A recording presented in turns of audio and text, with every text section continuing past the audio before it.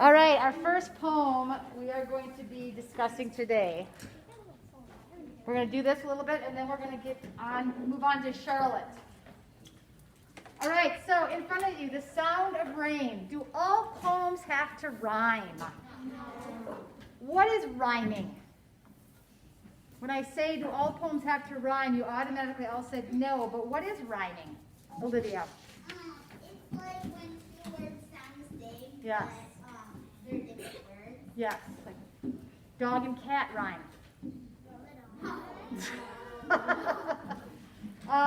Cat and bat. Yes. Who can tell me another word, more words that rhyme? McKenna. Should, could, and would. Should, could, and would. Christian. Bear and hair. Bear and hare. Olivia. Scat and mat. Scat and mat. I like the word scat. M. Fun and gun. Fun and gun. Toby. What did you say? Yes. Tessa. Speak up. Plant and slant. Good. Cole. Frog and log. Greason. B and C. B and C. Jonathan. Lake and lake. Lake and rake. Very good. I'm going to move.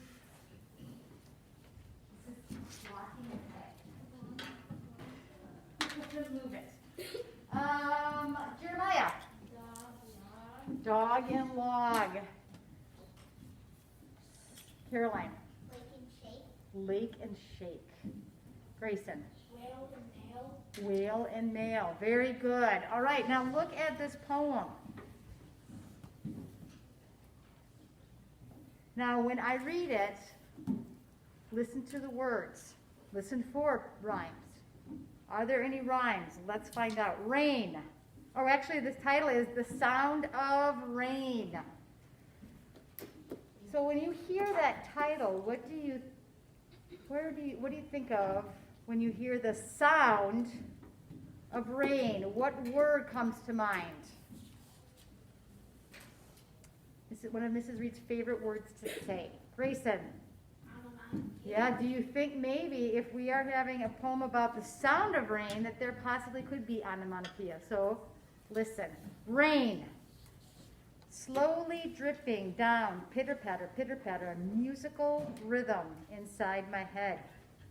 When I look up, glimmers of light seep through mad, ferocious clouds of black and gray. When I look down, puddles of water collect on the mushy, wet grass, reflecting my image like a mirror on a wall. A drop falls, then another, again and again. My reflection ripples in a pool of rain. Wind whistles and winds around me, slapping me on my cheek. Rain slowly dripping down, pitter-patter, pitter-patter, musical rhythm inside my head. First of all, did anyone hear any examples of onomatopoeia? Yes, Emma. Or Emmy. Pitter-patter. Yes, pitter-patter. That is exactly how you would think a raindrop would sound. Pitter-patter, pitter-patter, pitter-patter. Any other examples of onomatopoeia? Winsheen. Whistle. Whistle. What about, oh, I just lost it. Wind whistles and winds around me, slapping me on my cheek. So is slapping an example of onomatopoeia? Kind of, yeah. Yeah. So yes, so we have onomatopoeia. We also have some strong images. What is a strong image that you get from this poem? What are you seeing as with her words? Or his, yeah, Emily Yao. The author is Emily Yao. What do you see? What is she explaining to you with her vivid imagery? What is one thing she's explaining to you, Luke, in the vivid imagery of this poem? Sounds of rain. That is a sound. What is an image? What are you seeing through her words? Luke. Raindrops come down. Raindrops come down. More specific. What happens to the raindrops when they hit the ground? Everyone needs to focus. You need to put that away, Jeremiah, if you're going to be focusing on that more than the poem. Put it away, please. We'll try again later. What else? What is a vivid imagery? Something she talks about when she looks down. When she looks up, she sees what? When she looks down, she sees what? Two distinct images are being described. When Sheen. The clouds and the puddles of water. Yes. How does she describe? She just doesn't say, oh, look at the cute clouds. How does she describe the clouds? Very strong imagery. Cole. Big and ferocious.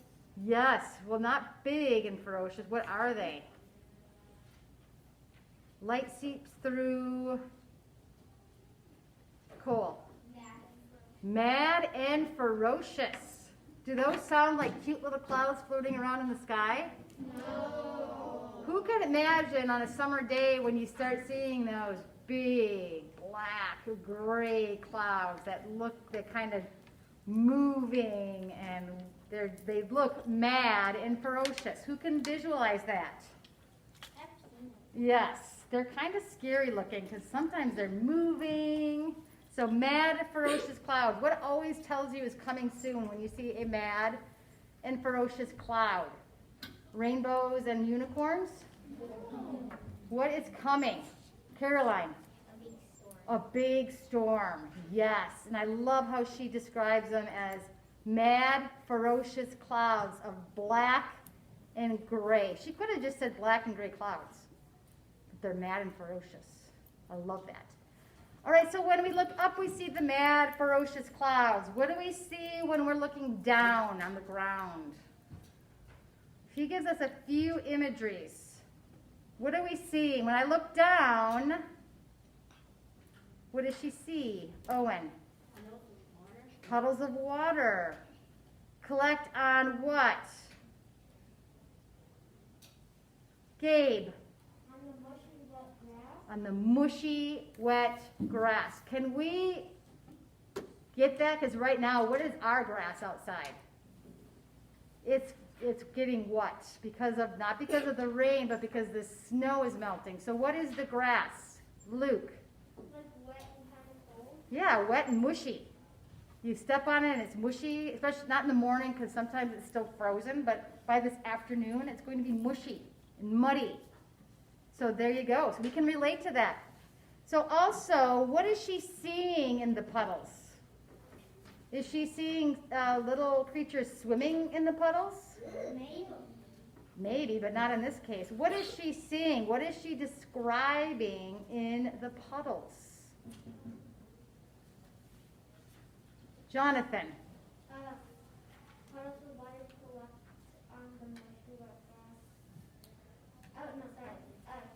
There's like a mirror. Yes. Why is there a mirror? What happens when there's water? You see your what?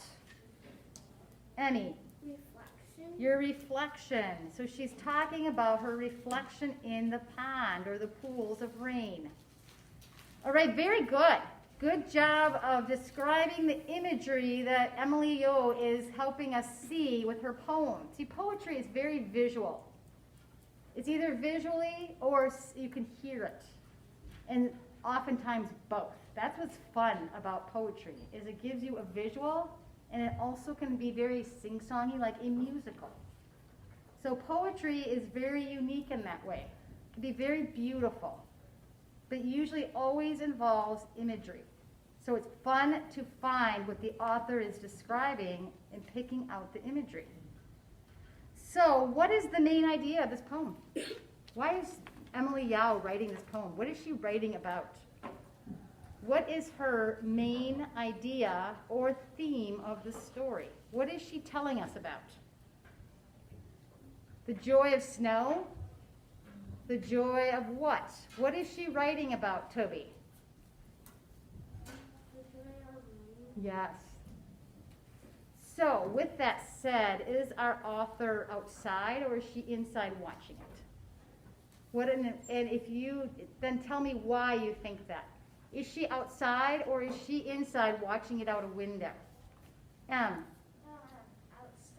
Why do you think she's outside? What tells you that she's outside? There are some specific ways we can tell by her descriptions that she is actually outside in a rainstorm. Gabe. Because it says she sees her reflection. Could you see your reflection if you were standing at the window watching the rain? No. No. Where do you have to be to see your reflection? Let's say the pool of rain is right here. Where do I need to stand? Over here? Do I need to stand over it looking down? Yes. Very good, Gabe. So yes, she has to be outside to see her reflection in the pool of rain. What else tells us that she's outside? Helen. The mushy wet grass.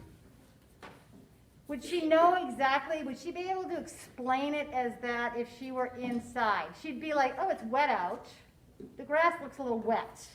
But would she know it's mushy if she wasn't stepping in it? Good. What another example of how she is outside in the rainstorm? Jonathan. Wind whistles and winds around me slap me on the cheek. Yes. Can the wind slap me on the cheek if I am inside watching it, the storm, from inside looking out? Or do I have to be outside, experience the wind slapping me on the cheeks? Good job, Jonathan. And there is one more that doesn't have anything to do with my vision, but everything to do with my hearing. What is she hearing? She could hear it somewhat inside too, but not as vividly if she were inside versus outside. Emma. She can hear the Yes, and how does she describe the rain? What sound does the rain make in the poem? Yes, pitter patter, pitter patter, pitter patter. Very good. So if you were inside, you could see the mad, ferocious clouds because you don't necessarily, unless you don't have windows. But also, are you going to be able to see it more closely and vividly if you're outside looking up at the clouds? Yes. You can see more movement when you're outside looking up at the mad, ferocious clouds. I love that description. So, what is her tone? Do you think she's enjoying being out in the rain, or is she miserable? Sometimes when you're out in the rain and then you're not expecting it, it can be kind of miserable because you get wet, it can be cold, and it's just kind of messy. So when you're not waiting for the rain to come and expecting it, it can be kind of, ugh, it's raining, I'm wet. Is that the tone you're getting from Emily Yo as she is writing her poem? What is she feeling when she's in the rain? When Sheen? like, harder to explain, but it's just like happy and sort of. Yeah, she's happy. She has joy in the rain. So she is enjoying being in the rain. Very good. So I think that is you guys did a fantastic job. You're getting very good at picking out and comprehending these stories. So I'm very proud of you. Why are we doing this? Who can explain to me why does Mrs. Reed keep doing these stories and these poems? It's kind of boring. Why are we doing this? I want to read Charlotte. Why am I doing this with you? Olivia. Because this Yes. So A, test, but B, this is stuff that you need to know, because when you get into 4th grade, Mrs. Rakowski is going to have you do more comprehension. You're going to have to read harder texts and be able to discern what the text is saying. And then when you get into middle school, even more so, and high school, even more so, and college, you have to do it all on your own. You will not have a professor looking over your shoulder telling you to do your homework. So learning these basic skills is helping you to be better scholars when you get older. So it may seem silly, but it is surprising when, as me, listening to all of you, you're doing an awesome job. So I'm very proud of you, because comprehension can be tricky. So you're doing a really good job. So round of applause to you. Yay. All right, so let's get out Charlotte.